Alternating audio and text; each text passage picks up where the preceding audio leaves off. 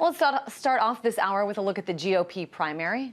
It's been a fun week. We've had primaries in Wisconsin, Maryland, and here in D.C. on Tuesday. And Mitt Romney won all three. But despite all the talk of the presumed nominee, which, by the way, has been going on since the beginning of this campaign, there's another candidate that still draws quite a following wherever he goes. Take a look at Ron Paul at the University of California at Berkeley yesterday. President Paul! President Paul! President Paul! President Paul! All right, keep in mind, this is the university Ronald Reagan called a haven for communist sympathizers, protesters, and sex deviants. Yet about 1,000 students came to hear Dr. Paul speak to show their support, despite the fact that Ron Paul is a Republican. So, once again, we want to bring in Mary Willison on the show. She's a volunteer organizer and avid Ron Paul supporter. Hey there, Mary. I know I've asked you this before, but here we are now into April, much further into the campaign, and still Ron Paul is drawing crowds like this. What is this all about? Well, the campaign, I think, is just kind of starting to gear up. I think Ron Paul's strategy was kind of to fly in under the radar through the caucus states and scoop up the delegates, which he did, despite the mainstream media not reporting to you on that. Most of the delegates have not actually been selected yet, since they have to go through several rounds of voting through their district, county, and then state level conventions, and then move on to the national level. So yeah, I think that starts off I believe in Colorado in about a week and a half, when those official delegate tallies start coming in. You were at this rally at Berkeley. What was it like? It sounds to me like you're losing your voice. Is that because you were yelling? I was at the one at UCLA, actually, Christine, and it was huge, and I was yelling a lot. Okay, so UCLA. So we saw at UC Berkeley about 1,000 students. I was at University of Maryland last week covering nearly 1,800 students and young people who came out to see Dr. Paul speak. How big was this one at UCLA? UCLA was anywhere between 6,000 and 7,000. There were people, the stadium held 5,900. The fire marshal stopped letting people in because of the amount of people standing. So there was still a line of about 1,000 people outside wrapped around the building, or the outdoor area. The one that I saw in UC Berkeley, I think, I didn't get an official total, but the crowd to me looked like a few thousand, not 1,000. And I know that the one that happened in Chico was something like 6,200 people, and Wisconsin last week, 5,200. So the crowds are actually growing, and I think we're going for the Guinness now. We're going to definitely keep it growing. Wow, it is amazing when you think about those kind of numbers coming out. And what struck me when I was in Maryland was just not only how many people, but how it was almost like Ron Paul, this 76-year-old man, was a rock star. Even after this rally, a lot of people, a few hundred, waited around sort of backstage, outside of the Coliseum to wait for him to leave, to send him off. What is it that makes it, a 76-year-old man connect with so many young people?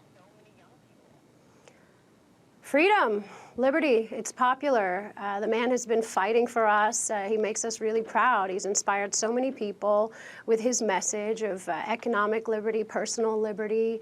As people start to become aware of the message and spread it, and it grows,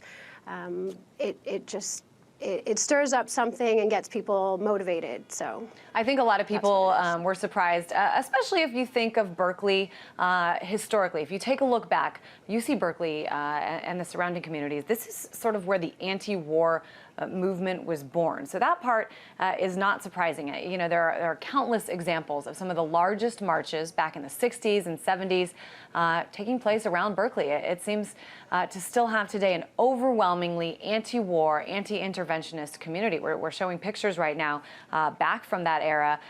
Certainly that is a message that Ron Paul has never wavered on. He doesn't agree with intervening in other countries. He doesn't agree with the size of the military or war. So to me, that is something that seems to make sense. But, do you think around California, as you just talked about, the size of all these rallies, do you think that that's kind of one of the main reasons that people are coming out in such large numbers? Peace. I think that peace is definitely a message that resonates here in California, and yeah, it's been a pretty anti-war state. It's also quite a liberal state, and so I think that that's why a lot of people are surprised by the crowds that Ron Paul is pulling in, and they like to accredit it to the youth, or that's not the point though. Actually, the crowds are quite mixed, and there's people, the professors are showing up. We've been encouraging the students, bring your parents, anybody who's on the fence and undecided, those people are coming out to the rallies as well, and we're registering them as Republicans to vote for Ron Paul. It seems funny, too, because a lot of people, especially when they saw, what was going on in Berkeley and UCLA.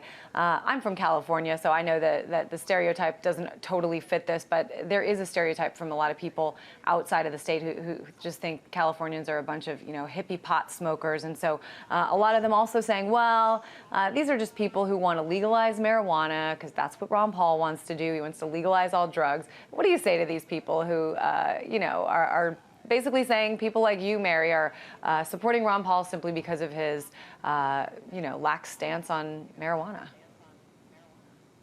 I think it's absurd. The reason why we support Ron Paul is because he gives us personal and economic liberty. His message of liberty is something that everybody can appreciate, especially in a time like this when all of our liberties are under attack, when we have a president who's enacting laws like the National Defense Authorization Act and giving indefinite military detention to American citizens without a trial. And now the Homeland, other acts that he's put in place where we can't protest, where also all resources are now owned by the government. A lot of stuff that people are not aware of, but the youth are paying close attention to, and other issues, Social Security and things like that, that we're fighting for to secure for our parents and our grandparents. I'm not going to be able to provide for my parents. I'm not going to be able to provide for my children if the government keeps printing money to bail out big corporations and tax the American people into our graves so that we can't even start our own businesses.